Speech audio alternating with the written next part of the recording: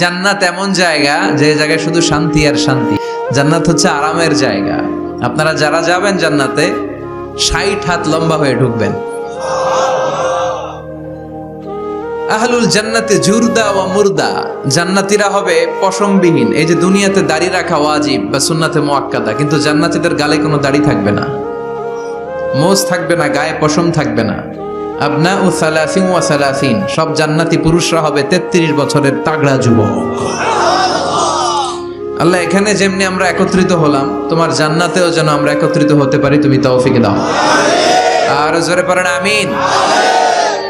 কোরআনটা খুললেই সর্বপ্রথম আপনার নজরে যে সূরাটা পড়বে, সূরাটার নাম সবাই বলেন সূরাতুল ফাতিহা।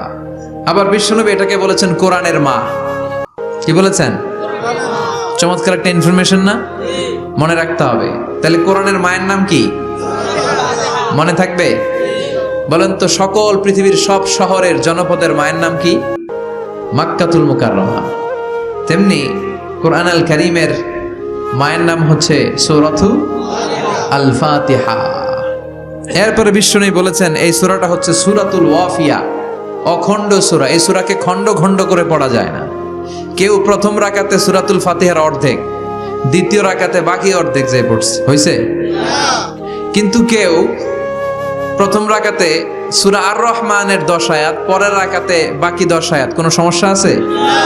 সমস্যা নাই। তার মানে এই সূরার নাম সূরাতুল ওয়াফিয়া, অখণ্ড সূরা। মানে এই সূরাকে খণ্ড খণ্ড করে পড়া যায় না, পড়লে পুরোটাই পড়তে হয়। সুবহানাল্লাহ পড়েন।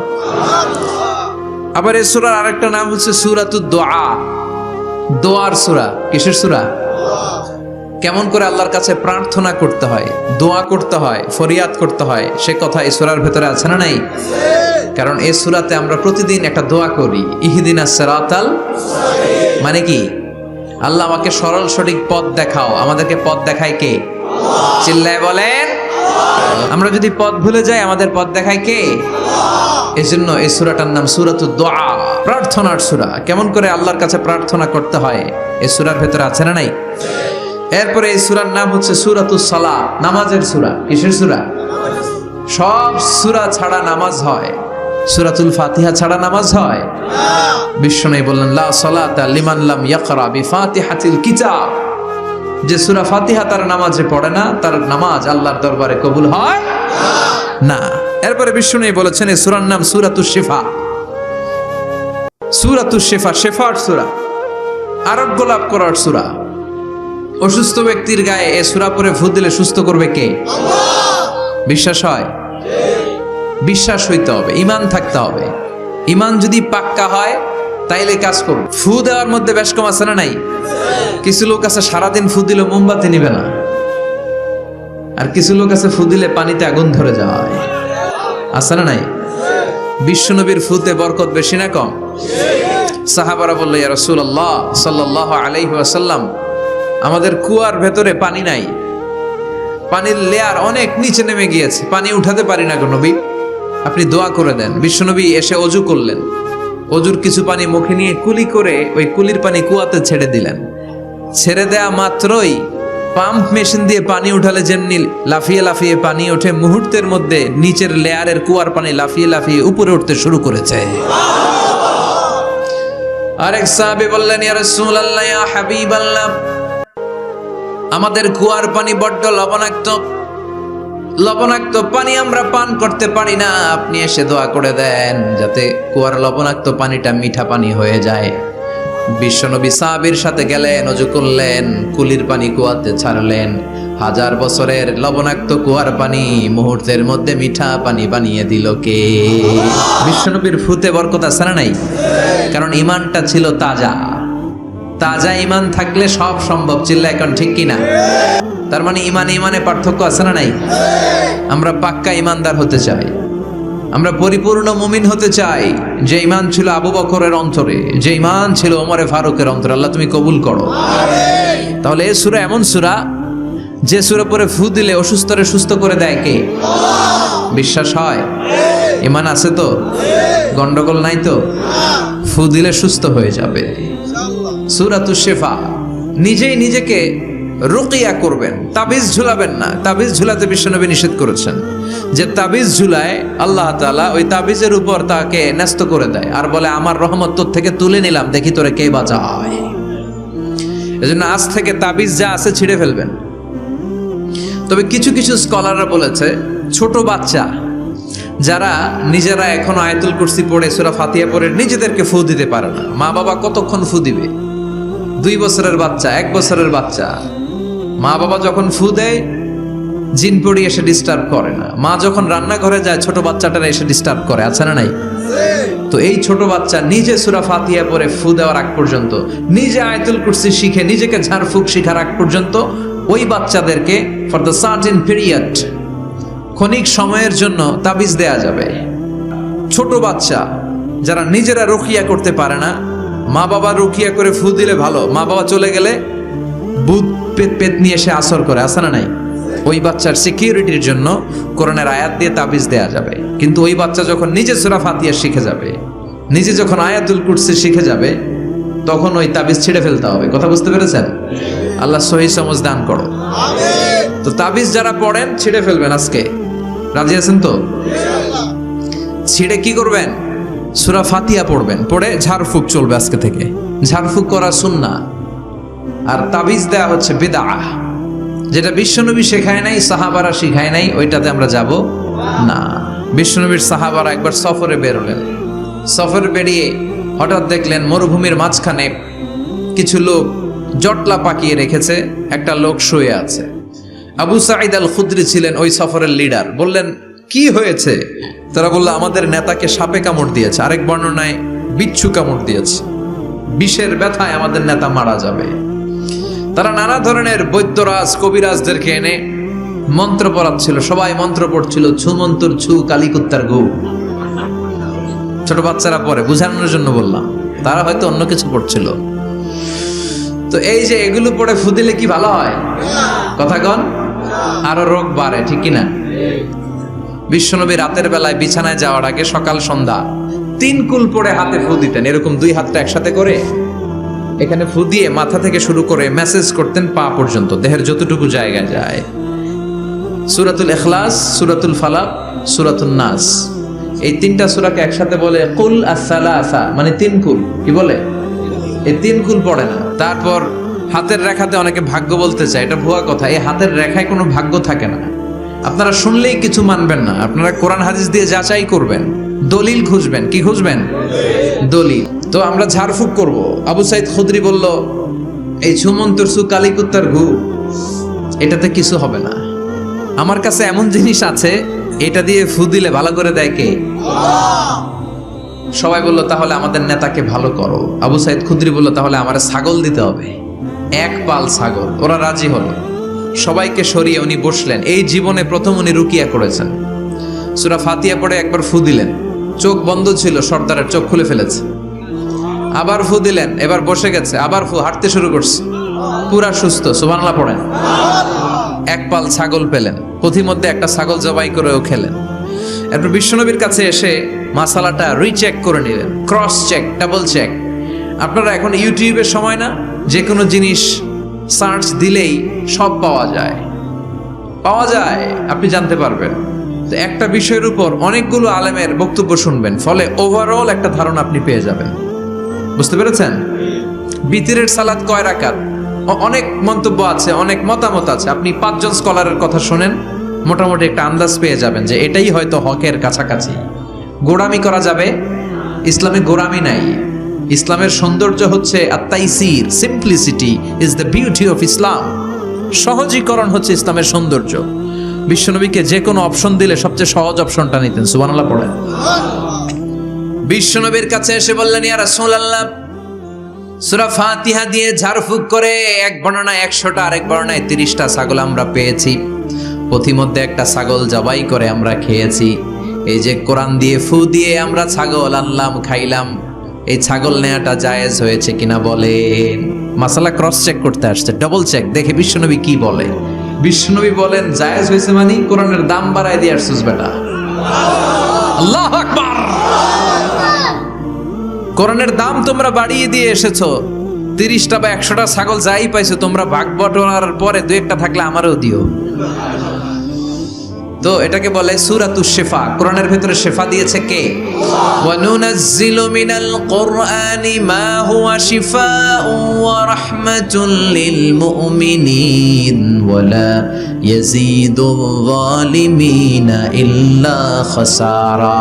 এই কোরআনের মধ্যে আমি শিফা দিয়েছি, রহমত দিয়েছি, বরকত দিয়েছি। মুমিনদের জন্য কোরআনকে শিফা বানিয়েছে কে? সূরাতুশ শিফা মনে থাকবে? এই যে পীর সাহেব হুজুরের কাছে যে আসেন ফু দেওয়ার জন্য, যে হুজুর ফু দেন, হুজুর কি পড়া ফু দেয় জানেন? আজকে গোমর ফাঁস করে দিয়ে যায় হুজুরের, সূরাতুল ফাতিহা পড়ে ফু দেয়। হুজুরের কাছেও আইসেন, আপনারাও ফু দিয়েন, নিজেরাও দিবেন। সবসময় যে হুজুরের কাছ থেকে নিতে হবে তা না, আব্বা আম্মার কাছ থেকে নিবেন। আব্বার কাছ থেকে নিলে এটা সবচেয়ে দামি ফু, ঠিক কিনা? 2 গ্লাসে পানি, পৃথিবীর সবগুলো পীর সাহেবরে বললাম হুজুর এই গ্লাসে একটু ফু দেন, হুজুর আমার ফু দিয়ে দিল। আমার আব্বা উনি আরেক গ্লাসের পানির মধ্যে ফু দিয়ে দিল, মুহূর্তের মধ্যে আমার আব্বার ফুটা কাজে লেগে যাবে। গোটা পৃথিবীর পীর সাহেব একদিকে, বাবা মার দোয়া আর ফু আরেকদিকে, ঠিক কিনা? তো এই জন্য সূরাতুল ফাতিহার এক নাম হচ্ছে সূরাতুশ শিফা। কি নাম? সূরাতুশ শিফা। আবার এই সূরার আরেক নাম হচ্ছে সাবউল মাসানি, নিত্য পাঠনীয় সপ্তবাক্য। নিত্য পাঠনীয় সপ্তবাক্য, যেই সূরাটা প্রতিদিন পড়া হয়।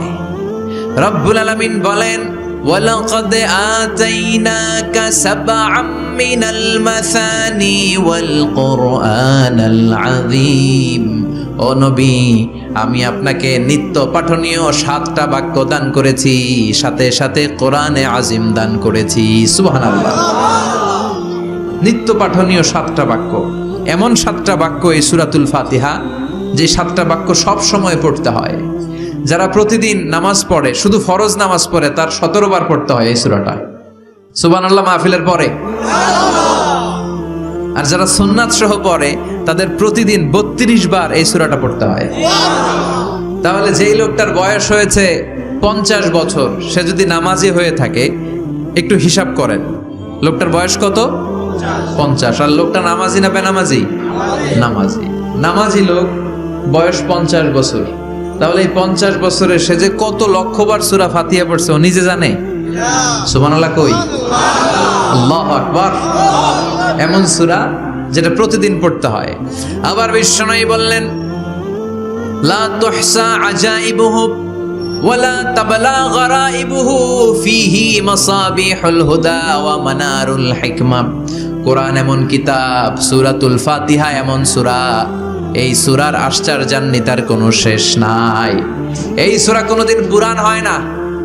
যাদের 80 বছর বয়স, কত কোটিবার আপনি সূরা ফাতিহা পড়ছেন? বুকে হাত দিয়ে বলেন তো, কখনো কি আপনার মনে হয়েছে যে প্রত্যেক দিন নামাজটা শুরু করলে এই সূরাটা দিয়ে শুরু করতে হয়? কত কোটিবার বললাম, আর ভাল লাগে না, পুরান পুরান লাগে।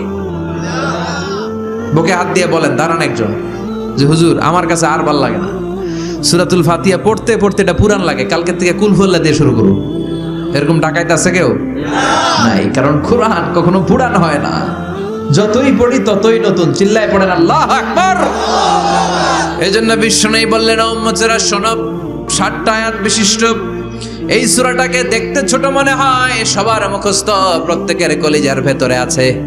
তোমাদের কাছে সাধারণ মনে হয়, সূরাটা সাধারণ না, অসাধারণ করে সূরাটারে নাজিল করেছে কে? 7টা আয়াত বিশিষ্ট সূরা। রব্বুল আলামিন এই সূরাটাকে ওয়েলকামিং লেটার করে পাঠিয়েছেন। আল্লাহু আকবার। তো সূরাতুল ফাতিহাটাকে আল্লাহ তাআলা এরকম একটা ওয়েলকামিং লেটারের মতো করে পাঠালেন। আল্লাহ বুঝাতে চাইলেন প্রতিদিন পড়বি তো, এজন্য 3 ভাগ করে দিলাম। সুবহানাল্লাহ। প্রথম 3টি আয়াতে আমি রব্বুল আলামিনের প্রশংসা তোরা করবি। চতুর্থ আয়াতে তোরা তোদের নিজেদের পরিচয় আমার কাছে পেশ করবি। এরপরে শেষ 3টা আয়াতে তোদের দাবি দাওয়া বিনয়ের সাথে আমার কাছে পেশ করবি।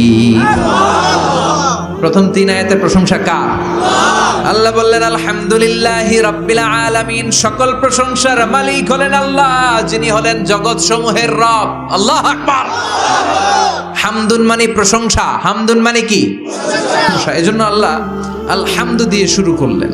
সকল প্রশংসা, হামদুন মানে প্রশংসা, আর এর সাথে আলিফ আর লাম যখন অ্যাটাচ করে দেয়া হলো তখন প্রশংসার যত ধরন হতে পারে, যত আকসাম হতে পারে, যত প্যাটার্ন আর ডিজাইন হতে পারে, সব প্রশংসার একচ্ছত্র অধিপতি একজন। চিল্লায় বলেন তিনি কে?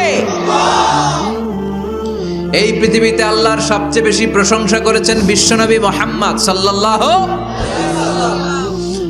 আবার নিজেও প্রশংসিত। ওনার এক নাম আহমদ মানে যিনি সবচেয়ে প্রশংসা করে, আবার মুহাম্মদ মানে নিজেও প্রশংসিত। জান্নাতীদেরকে নিয়ে বিশ্বনবী যখন কিয়ামতের দিন বিচার শেষে জান্নাতের দরজায় যে কড়া নাড়বে, ওই দিন বিশ্বনবীর হাতে একটা পতাকা থাকবে। ওই পতাকার মধ্যে ওই শব্দটা লেখা, সূরাতুল ফাতিহার প্রথম শব্দ যেটা। সূরাতুল ফাতিহার প্রথম শব্দ কি? আলহামদু। বিশ্বনবীর হাতের পতাকায় ওইটা লেখা থাকবে, লিওয়াউল হামদ, প্রশংসার পতাকা। সুবহানাল্লাহ পড়বেন না? তার মানে আমরা এই সিদ্ধান্তে উপনীত হলাম যে সব সময় প্রশংসা করতে হবে একজনের। তিনি কে? আল্লাহ বললেন আমি হলাম রব্বিল আলামিন, জগৎ সমূহের রব।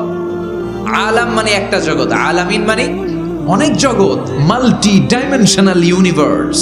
উদ্ভিদ জগতের রব তিনি, প্রাণী জগতের রব তিনি, সাগর জলের অতল গহ্বর জগতের রব তিনি, মহাকাশের জগতের রব তিনি, সৌর জগতের রব তিনি, অদৃশ্য জগতের রব তিনি। চিল্লায় বলেন ঠিক কি না?